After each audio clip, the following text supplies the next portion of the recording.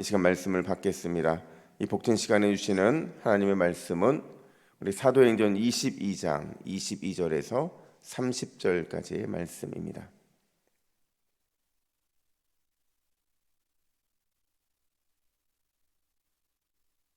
신약성경 222면 사도행전 22장 22절부터 30절 쓸모없는 것들의 반전이라는 제목으로 오늘 말씀을 받겠습니다. 22절 제가 먼저 읽습니다. 이 말하는 것까지 그들이 듣다가 소리질러 이르되 이러한 자는 세상에서 없애버리자 살려둘 자가 아니라 하여 떠들며 옷을 벗어 던지고 티끌을 공중에 날리니 천부장이 바울을 영내로 데려가라 명하고 그들이 무슨 일로 그에 대하여 떠드는지 알고자 하여 채찍질하여 신문하라 한데 가죽줄로 바울을 매니 바울의 곁에 서 있는 백부장더러 이르되 너희가 로마 시민된 자를 죄도 정하지 아니하고 채찍질할 수 있느냐 하니 백부장이 듣고 가서 천부장에게 전하여 이르되 어찌하려 하느냐 이는 로마 시민이라 하니 천부장이 와서 바울에게 말하되 내가 로마 시민이냐 내게 말하라 이르되 그러하다. 천부장이 대답하되 나는 돈을 많이 들여 이 시민권을 얻었노라. 바울이 이르되 나는 나면서부터라 하니 신문하려던 사람들이 곧 그에게서 물러가고 천부장도 그가 로마 시민인 줄 알고 또 그 결박한 것 때문에 두려워하니라. 함께 했습니다. 이튿날 천부장은 유대인들이 무슨 일로 그를 고발하는지 진상을 알고자 하여 그 결박을 풀고 명하여 제사장들과 온 공회를 모으고 바울을 데리고 내려가서 그들 앞에 세우니라. 아멘. 여러분, 싸움의 기술이라는 것 아마 잘 아실 겁니다. 어떻게 하면 싸움에서 이길 수 있는가 하는 것을 다루는 것들인데요. 우리나라에서 보면 특별히 싸움에 이기는 두 가지 기술이 있는 것 같아요. 하나는 뭐냐면 목소리 큰 사람이 이긴다는 겁니다. 어디 나가나 그래요. 교회에서도 그렇고 동네에서도 그렇고 학교에서도 그렇고 늘 목소리 큰 사람이 이기는 것. 목소리가 커야 또 상대방의 제압이 되니까 아마 그래서 나온 말이 아닐까 하는 생각을 해요. 두 번째는 뭐냐면 떼 쓰는 사람이 이긴다는 거예요. 떼 쓰는 사람들이 이기는 기술.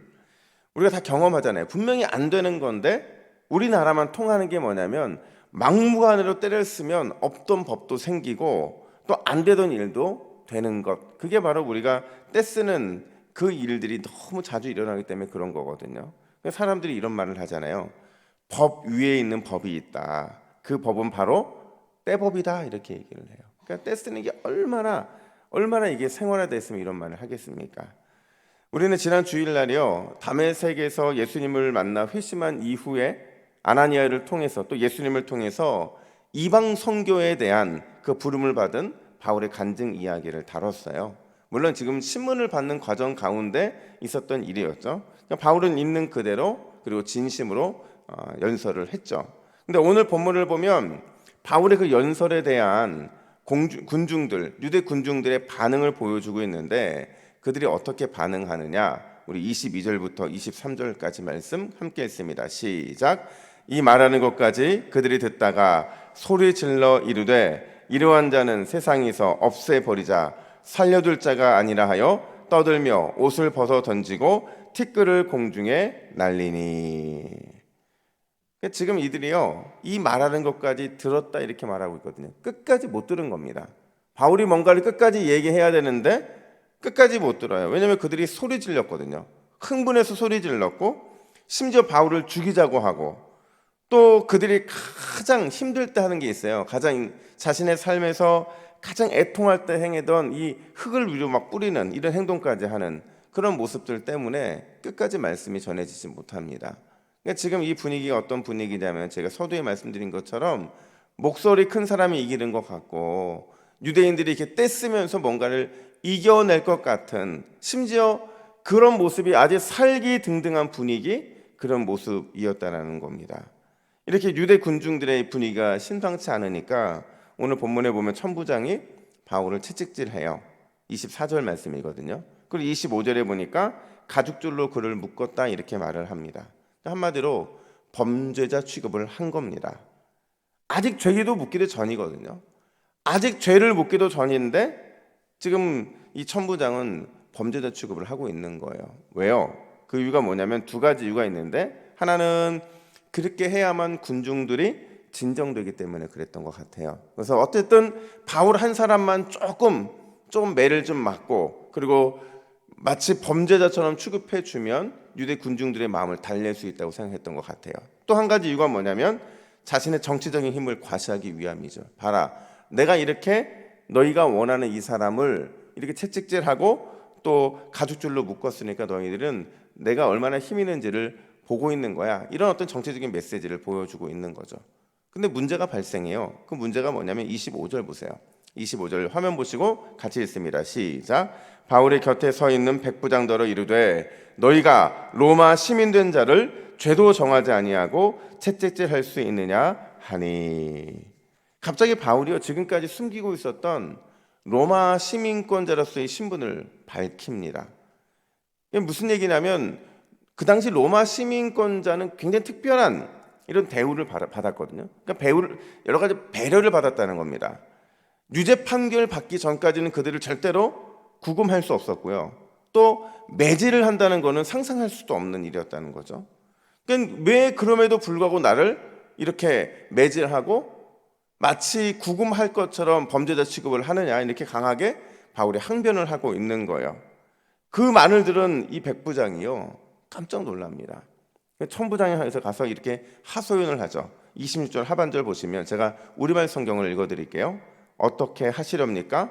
이 사람이 로마 시민이랍니다. 그러니까 백부장이 느낄 때 지금 난리가 난 거예요. 당황스러운 거죠. 우리는 알지 못하고 매질을 했는데, 또 알지 못하고 마치 구금할 것처럼 범죄자 취급을 했는데 로마 시민이라는 거예요. 사실 그 당시에 이 백부장과 청부장 입장에서는 그렇게 오해할 만도 했었어요. 왜냐하면 당시 로마 사람들은 로마 사람들이 입는 옷이 있었대요. 그 의복을 입고 다녔으면 이렇게 안 했을 텐데, 지금 바울은 그냥 히브리 사람처럼 옷을 입고 다녔고 또 그렇게 행색하고 또 삶을 살았기 때문에 그가 로마 시민인 것을 몰랐다는 거죠. 우리가 사실 요 로마 시민권자의 신분을 밝히는 이 사건은 앞에서도 전도 여행 중에 바울이 한번 했던 적이 있어요. 그때 똑같은 질문을 했는데, 여러분 오늘 본문에서 마찬가지거든요. 바울은 왜 지금까지 로마 시민으로서의 권리를 숨겼던 것일까? 또 아니 왜 이제 와서야 로마 시민으로서의 권리를 내세우고 있는 것일까 하는 겁니다. 물론 정확한 이유는 모르겠어요. 정확한 이유는 모르겠지만 중요한 건 뭐냐면 로마 시민권자임을 밝히는 이 사건 때문에요, 복음 전파의 새로운 문이 열리게 됩니다.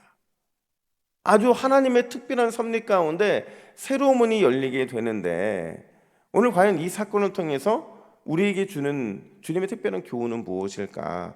두 가지인데요. 제가 하나는 오늘 하고 하나는 내일 할 겁니다. 첫 번째가 뭐냐면 우리 인생에 쓸모없는 건 아무것도 없다라는 사실입니다. 그러니까 우리 인생에서 만나는 모든 것들은 다 쓸모가 있다는 거예요. 근데 여러분, 우리가 가끔 이런 말 많이 하잖아요. 야, 왜 하필이면 이런 일이 나한테 일어났을까? 왜 하필이면 이런 사람을 내 주변에 하나님 보내주셨을까? 늘 우리는 이런 말들을 자주 하는데요, 이게 우리가 무의식적으로 하든 말이든 아니면 의식적으로 하는 말이든 하나님 보시기에는 진짜 불신앙적인 말이거든요.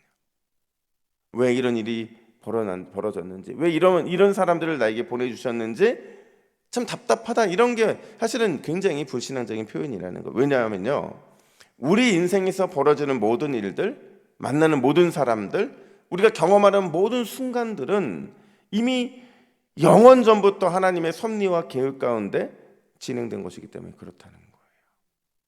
우리의 삶에서 일어나는 모든 일들과 또 우리가 만나는 모든 사람들과 경험하는 모든 순간들이 하나님의 계획과 섭리 가운데 이루어지지 않은 게 단 하나도 없다는 거예요.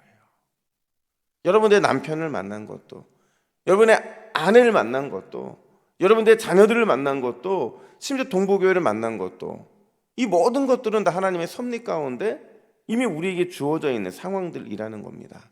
우연히 이 땅에 떨어지고 우연히 일어난 일들은 일어날 수가 없다는 거예요. 생각해 보세요. 바울은 로마 시민권자였잖아요. 근데 태어나면서 시민권자였대요. 태어났는데 자신은 다소에 태어나는 바람에 아예 시민권을 갖고 태어나게 된 거죠. 근데 그가 유대에 와요. 예루살렘에서 가말리엘 문화에서 유대의 지도자가 되는 엘리트 코스를 밟고 있잖아요. 그 코스를 밟으면서 그에게 로마 시민권이 무슨 소용이 있었겠어요? 나는 이제 유대 지도자가 되는데, 나는 엘리트 코스를 통해서 나는 뭔가 정말 다른 사람들이 누려보지 못했던 그런 성공적인 삶을 살 텐데 로마 시민권자를 가서 사는 게 무슨 의미가 있겠냐, 그런 생각하지 않았겠어요?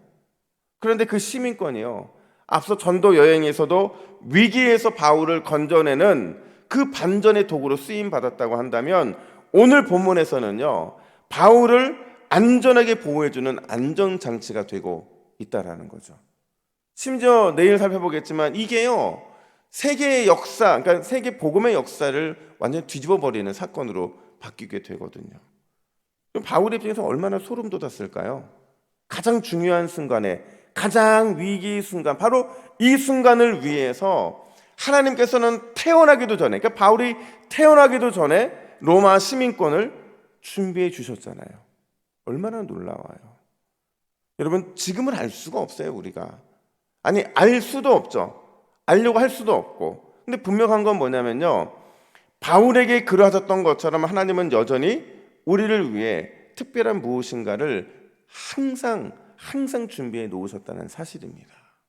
우리가 모를 뿐이에요. 인식하지 모를 뿐이라는 거죠. 그게 지금은 고난일 수 있어요. 지금은 억울함일 수 있어요. 지금은 내 인생 가운데 풀려지지 않은 그 문제일 수 있지만, 우리 인생에서 쓸모없어 보이는 것들, 그런 것들일 수 있지만, 근데 하나님은 반드시 그 쓸모없어 보이는 것들을 통해 우리를 놀라게 하신다는 사실입니다. 그런 까닭에 여러분, 우리 하나님의 계획은 상상 이상으로 아주 섬세해요. 그리고 매우 시적절할 때마다 역사하신다는 사실이죠. 제자훈련 목회를 공유하게 만든 칼렛이라는 단체가 있어요. 근데 저는 칼렛 멤버는 아니지만 가끔 칼렛에 있는 대부분의 목사님들이 다 또 연결되어 있다 보니까 늘 교제를 하게 되는데, 한 목사님이 이런 말씀을 하신 적이 있었어요. 어떤 말씀이셨냐면, 목회를 하면서 가장 많이 불렀던 찬양이 뭐냐면 주님의 시간에라는 찬양이었다는 거예요. 그러니까 늘 어떤 일이 벌어지고 또 벌어지지 않아도 그냥 이 찬양이 늘 입에서 나온다는 거예요. 찬양에 이런 가사가 있잖아요. 주님의 시간에 주님의 뜻 이루어지리 기다려, 하루하루 살 동안 주님 인도하시니 주 뜻 이룰 때까지 기다려 그때를, 그의 뜻 이루어지리 기다려, 주의 뜻 이루어질 때 우리들의 모든 것 아름답게 변하리 기다려. 무슨 메시지를 전달하고자 하는지 아시겠죠? 분명히 우리 인생에는요, 진짜 쓸모없는 것 같이 보이는 것들이 있거든요. 심지어 나의 손에 있는 아주 작은 상처까지도요, 주님께서는 주님의 섭리 가운데 그 쓸모없는 것들로 통해서 우리를 놀라는 반전의 역사로 만들어내실 수 있는 분이라는 사실이죠. 그런 주님께서 오늘 바울의 인생에 특별한 무엇인가를 준비해 놓은 통로로 사용하셨다고 한다면, 오늘 이 새벽에 우리에게 주셨던 모든 순간순간의 이 모든 것들이, 심지어 그게 쓸모없는 것이라 할지라도 반드시 우리를 크게 놀라게 하시는 은혜의 통로로 사용하실 줄로 믿습니다. 제가요, 막 설교를 묵상하다가 어저께 갑자기 딱 드는 생각이 있었어요. 요거 한 구절이면 오늘 설교가 정리되겠다. 그리고 이 설교 정리되는 요 내용을 계속해서 묵상해야겠다, 이 생각이 들었어요. 그게 뭐냐면요, 우리가 삶에서 답답한 일 만나잖아요. 힘든 일 만나잖아요. 어려운 일 만나잖아요. 그때마다 세시를 기억하세요. 세시. 여러분, 세시가 뭔지 아세요? 세시? 세 가지의 시예요. 시. 이게 뭐냐면요, 이거예요. 하나님의 시간을 기다리며 하나님의 시선을 놓치지 말고 하나님이 시작하실 일을 기대하자. 바로 이거거든요.